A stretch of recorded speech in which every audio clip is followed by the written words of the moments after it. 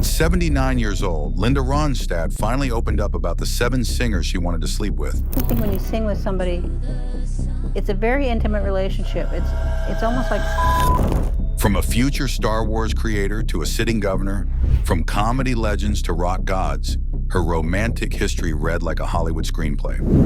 I used to dream that I was going to get married, and I'd go, I'm too young to get married. And this was when I was like 45, you know. And I go, I can't get married, I'm too young. So I guess that means I'm just really immature. The truth about her love life reveals a story far more complex than the tabloids ever understood. So let's get into it. J.D. Souther walked into Linda Ronstadt's life in 1972, carrying a guitar and songs that seemed written specifically for her voice. He was tall, handsome, part of the Laurel Canyon scene that was redefining American music. Linda was already becoming a star, her voice turning covers into definitive versions that overshadowed the originals. When they met, something clicked that went beyond physical attraction. They started writing together almost immediately. Souther would bring melodies and Linda would shape them with her instincts about what worked for her voice. The song Faithless Love emerged from one of these sessions, a haunting meditation on love's darker corners. We're going to do a song that's written by my friend John David Souther, who's my favorite California songwriter and one of my favorite singers. It's called Faithless Love will find you and the misery. Hearts Against the Wind followed, capturing the turbulence of trying to love someone while both parties were chasing fame and artistic validation. Their relationship existed in that unique space where professional collaboration and romantic intimacy blurred together. They would spend hours in recording studios, then go home together to the same bed. The line between work and life disappeared completely. When Linda sang Souther's songs on stage, she was performing their relationship for thousands of strangers who had no idea they were witnessing something so personal. I'd say that she's probably has the biggest musical vocabulary of anyone I've ever met. She already knew most of those types of music intimately. But that intensity became unsustainable. By 1974, the same creative energy that drew them together started pulling them apart. Souther was ambitious, wanted his own career as a performer, rather than just being known as Linda Ronstadt's boyfriend and songwriter. Linda was becoming one of the biggest stars in America, her schedule increasingly dominated by tours and recording sessions that left little room for the quiet, collaborative moments that had defined their early relationship. The breakup happened gradually, then all at once.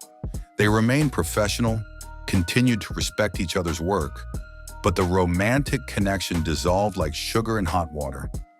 Souther moved on to other relationships, other collaborations. Linda kept singing his songs, though now they carried different weight. The lyrics about faithless love and Hearts Against the Wind weren't hypothetical anymore. They were autopsy reports on what they'd shared. Years later, Linda would describe that period as formative. Souther taught her that romantic relationships in the music industry came with built-in expiration dates. The demands of fame, the constant travel, the artistic egos that needed feeding, all of it worked against the simple human need for connection and stability. She learned the lesson early, but she wouldn't let it stop her from trying again. Albert Brooks entered Linda's life in 1974, right after the Souther relationship ended. He was different from the musicians she usually attracted, a comedian and actor whose intelligence manifested in jokes rather than melodies. Where Souther had been intense and artistic, Brooks was funny and grounded. Linda needed that contrast desperately. They met through mutual friends in Los Angeles, at one of those industry parties where everyone was trying to network while pretending to just have fun. Brooks made Linda laugh within 5 minutes of meeting her. Not the polite laughter you give someone to be nice, but genuine laughter that came from surprise and delight. I went in the bathroom, I would come up with something, and I would go do it. In a world where everyone wanted something from her, Brooks just wanted to make her laugh. They moved in together quickly, setting up house like a normal couple despite both being famous. Brooks was building his career in comedy, transitioning from stand-up to film work. Linda was at the height of her commercial success, selling out arenas and dominating the charts. But when they came home, they were just two people sharing space and trying to figure out how to be together. Linda later called Brooks the nicest person she'd ever known.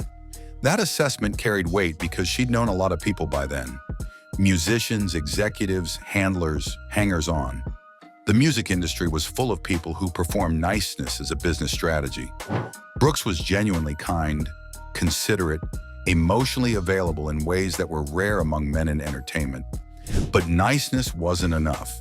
The relationship lasted 2 years before they acknowledged it wasn't working. The problem wasn't conflict or betrayal. It was the opposite. They were too comfortable, too easy with each other. The relationship had settled into something that felt more like a really good friendship than a romance. The passion that should have been there was missing, replaced by affection and compatibility that wasn't quite enough. They parted ways amicably in 1976. Brooks went on to have a successful career in film, directing and starring in movies that showcased his neurotic intelligence. Linda continued her ascent in music. They stayed friends, the kind of exes who genuinely wished each other well. But the breakup reinforced something Linda was starting to understand about herself. She needed more than niceness and stability. She needed the chaos of attraction, the unpredictability of passion, even if that came with pain. Mick Jagger noticed Linda Ronstadt the way predators notice prey, with focused intensity and clear intention. This was 1977, and Jagger was at the peak of his powers as the frontman of the Rolling Stones.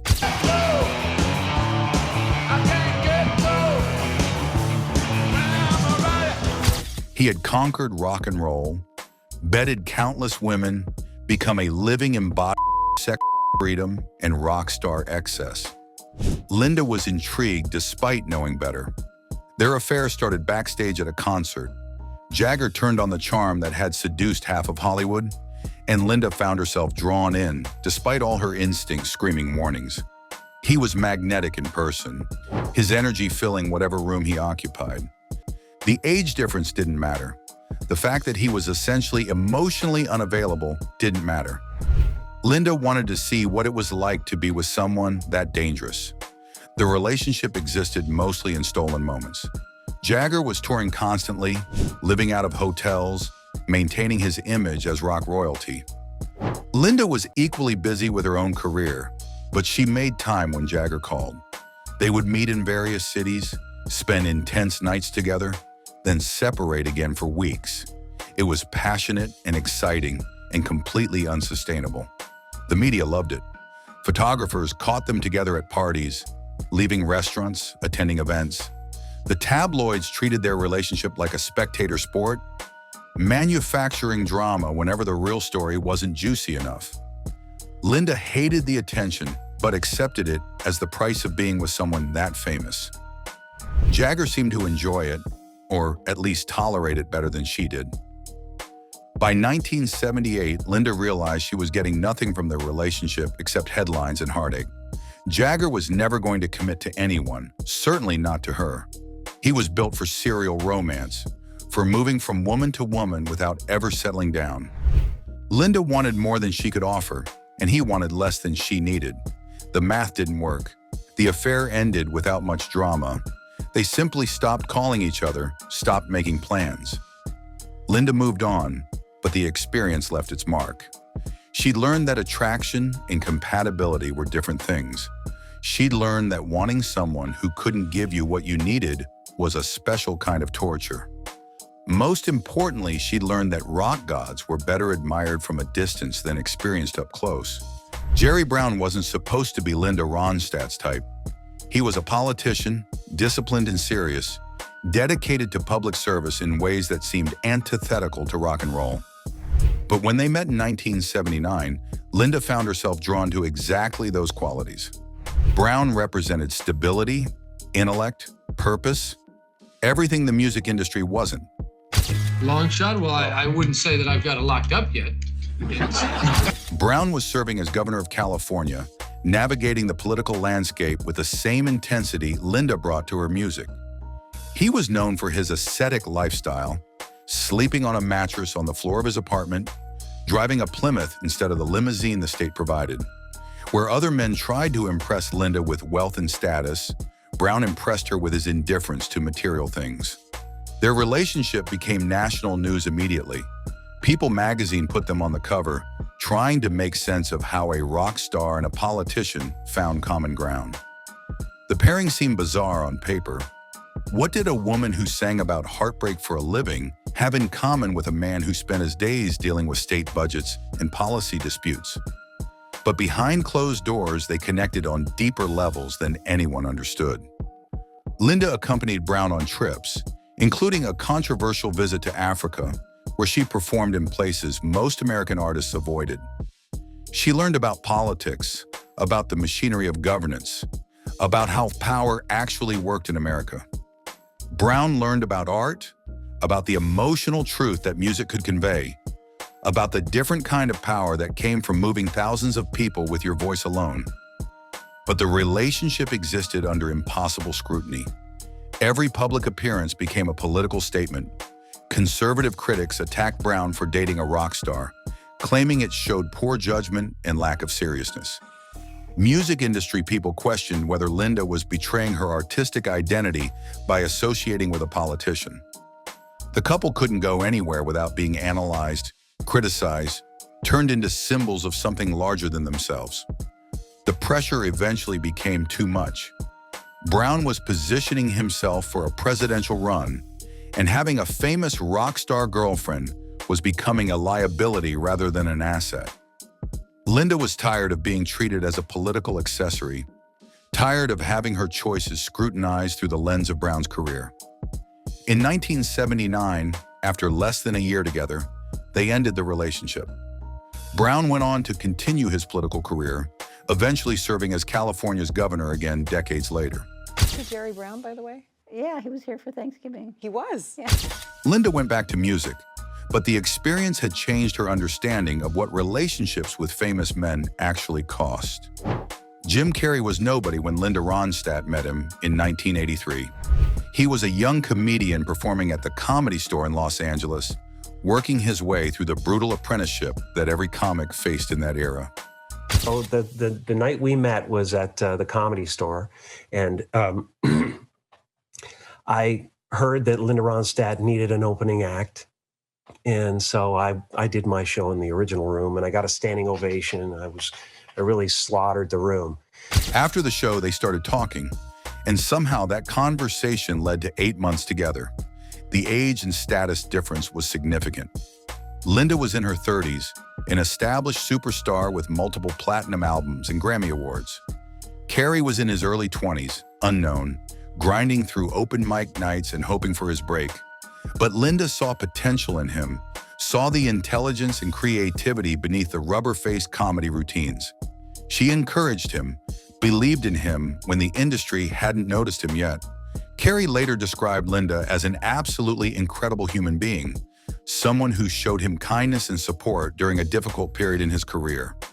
He was struggling financially, dealing with the constant rejection that came with trying to make it in comedy. Linda provided stability, both emotional and practical. She didn't try to manage his career or change his comedy, but her belief in him mattered during a time when belief was hard to find. But the relationship had an expiration date built into it from the start. They were at completely different places in their lives and careers. Linda had already experienced everything Carrey was still chasing: fame, success, the intoxicating feeling of making it big. She knew what waited on the other side of that achievement, knew the disappointments and compromises that came with success. Carrey was still hungry, still convinced that fame would solve all his problems. By 1984, they had drifted apart naturally. Carrey was starting to get noticed, booking better gigs, moving toward the breakthrough that would eventually make him a massive movie star. Linda was contemplating what came next in her own career, feeling the first hints of the vocal problems that would eventually force her retirement. They parted as friends, both moving toward different futures. Years later, after Carrey had become one of the biggest stars in Hollywood, he often spoke about Linda in interviews. Well, you know, she was just too young for... For Linda, the relationship with Carrey was another chapter in her ongoing education about love and compatibility. She'd learned she couldn't fix people or accelerate their journeys. She could only love them where they were and let go when it was time. George Lucas represented something Linda Ronstadt had never experienced before: the possibility of forever. When they met in 1984, Lucas was one of the most successful filmmakers in history, the creative force behind Star Wars and Indiana Jones. He had money, fame, power, and a genuine interest in building a life with Linda. For the first time in years, she allowed herself to imagine settling down. Their relationship developed quietly, away from the media circus that had surrounded her previous romances. Lucas valued privacy, kept his personal life separate from his professional achievements. Linda appreciated that discretion after years of having her relationships dissected in tabloids. They could go to dinner without photographers stalking them, could spend weekends at Lucas's Skywalker Ranch without worrying about who was watching. Lucas proposed marriage, and Linda said yes. The engagement lasted 4 years, an extraordinarily long time that should have been a warning sign. They kept pushing back the wedding date, finding reasons why now wasn't the right time. Lucas was busy with his film projects. Linda was touring and recording. But beneath those practical excuses was a deeper truth neither wanted to acknowledge. They weren't quite right for each other. Linda later admitted she was ambivalent about the relationship. She loved Lucas, respected him, enjoyed their time together. But something essential was missing. Some spark that should have been there between two people planning to spend their lives together. They were compatible on paper, shared values and interests, but compatibility wasn't the same as passionate love. The relationship felt more like a merger between two successful companies than a romance. By 1988, they finally acknowledged what had been true for a while. The engagement wasn't leading to marriage.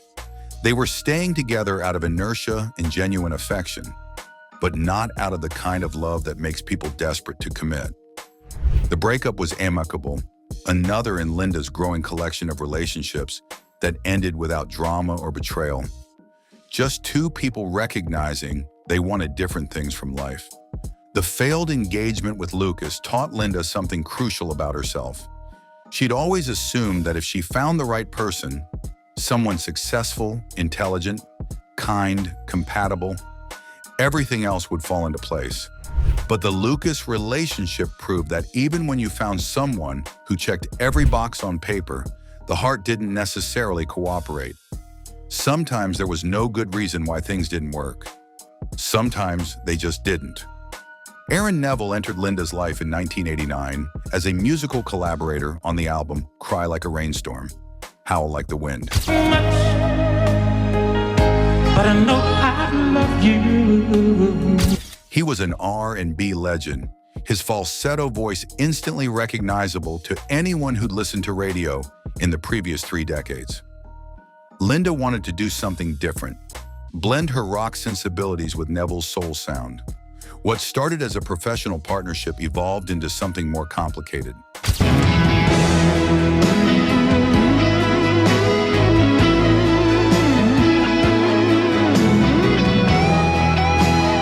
The chemistry between their voices was undeniable.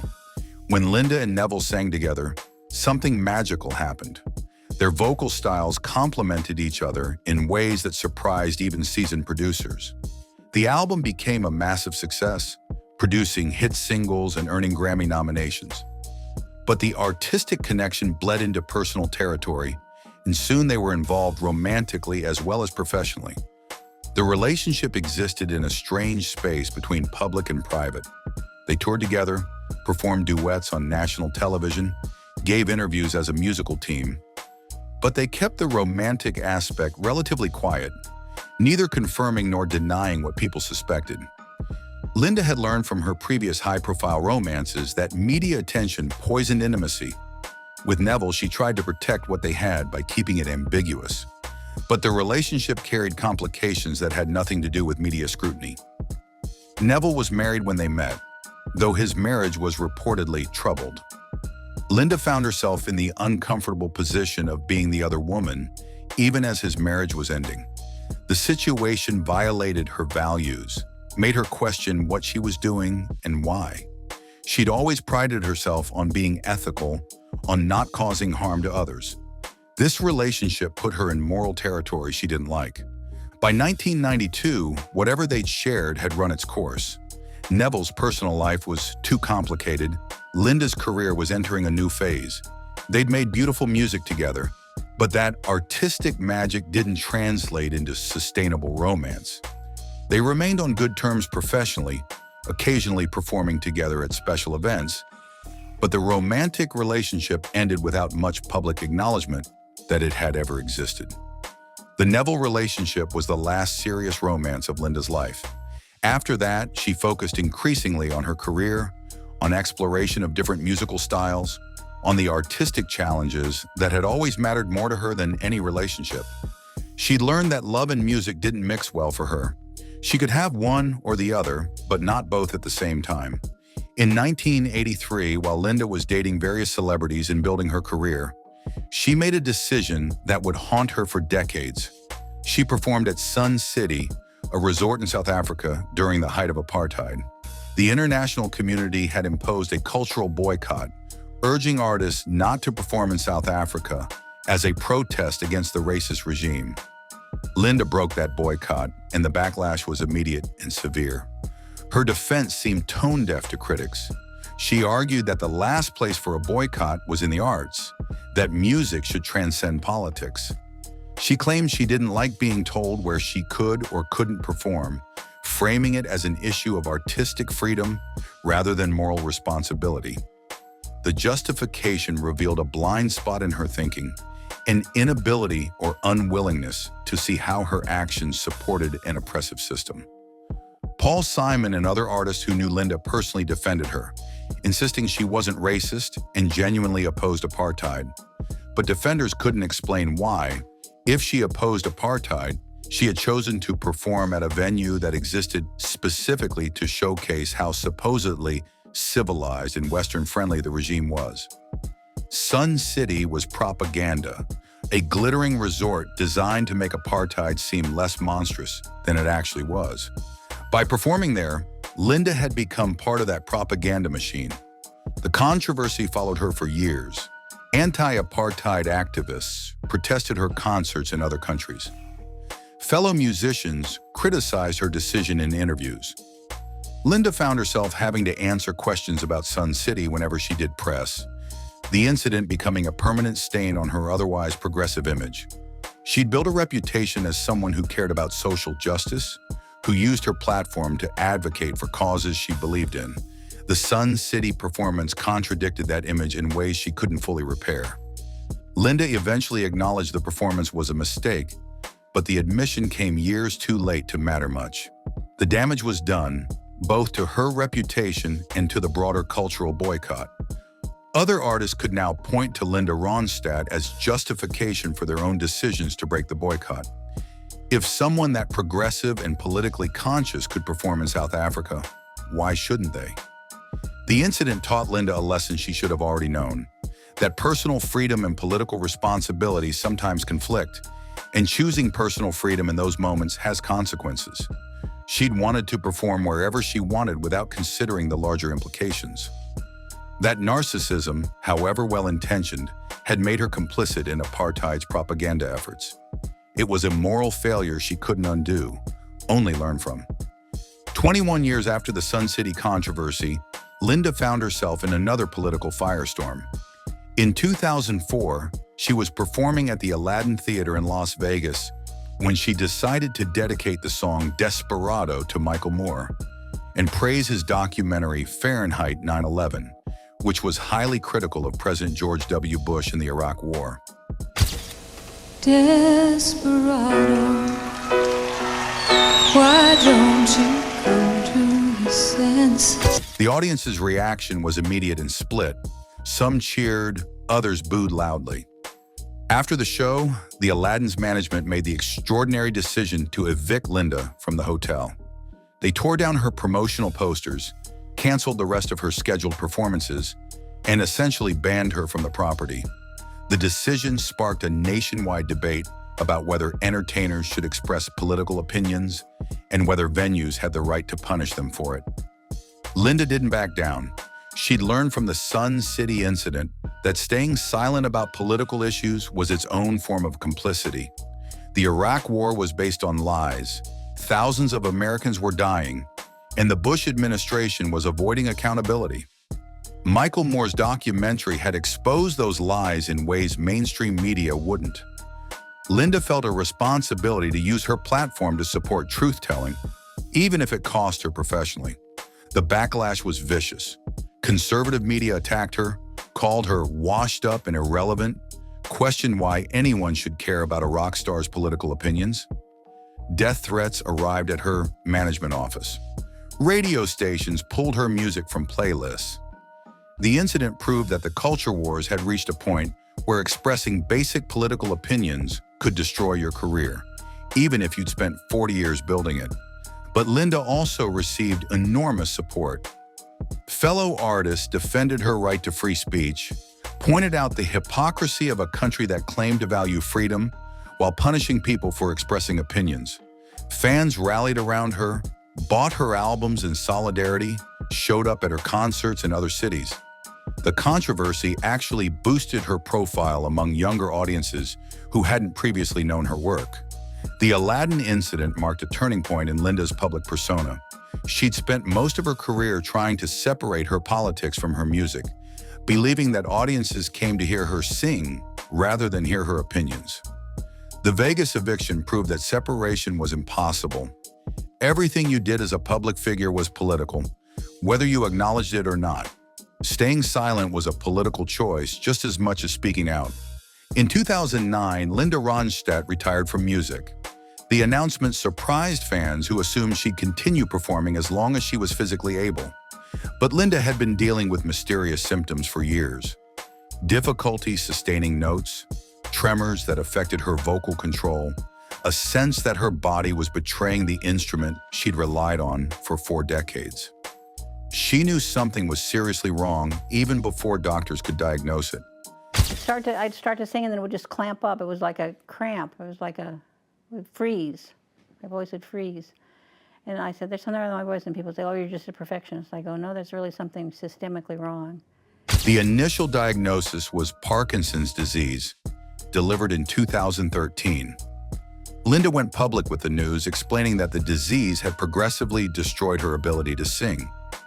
Parkinson's affects muscle control, and for a singer, muscle control is everything. The diaphragm, the vocal cords, the subtle movements that create tone and pitch. All of it depends on precise muscular coordination that Parkinson's systematically destroys. But even that devastating diagnosis was wrong. Further testing revealed Linda actually had progressive supranuclear palsy, a rare neurological disorder that's even more aggressive than Parkinson's. PSP affects movement, balance, vision, speech, and swallowing. It's progressive and incurable, a death sentence delivered in slow motion. Linda had to confront not just the loss of her singing voice, but the eventual loss of all her physical capabilities. She handled the diagnosis with remarkable grace, at least publicly. She gave interviews discussing the disease, raising awareness about PSP in hopes of funding research. She released a memoir that covered her life and career, knowing it would be her final opportunity to tell her own story. She accepted that the Linda Ronstadt who had dominated radio and filled arenas was gone forever. The cruelty of losing her voice to disease felt almost poetic in its tragedy. Linda had used her voice to express emotions she couldn't articulate in regular conversation, to connect with millions of people across generations and genres. That voice had been her identity, her power, her way of moving through the world. Watching it disappear felt like watching her essential self being slowly erased. By 2024, Linda was 78 years old, largely confined to a wheelchair, dependent on others for basic care. The disease had progressed exactly as doctors predicted, stealing away her physical capabilities one by one. She couldn't perform, couldn't travel easily, couldn't do most of the things that had filled her life for decades. What remained was memory, of the music she'd made, the people she'd loved, the life she'd lived before PSP took it all away. The 7 men who had once competed for her attention were now footnotes in her story. Interesting details that seemed almost trivial compared to what she'd accomplished musically and what she'd endured physically. J.D. Souther, Albert Brooks, Mick Jagger, Jerry Brown, Jim Carrey, George Lucas, Aaron Neville. They'd all played roles in her life, but none of them defined her. Linda Ronstadt defined herself through her music, and even though disease had stolen her voice, it couldn't erase the recordings, the performances, the legacy she'd built over 5 decades. Anyway, that's it for the video, folks. Bye.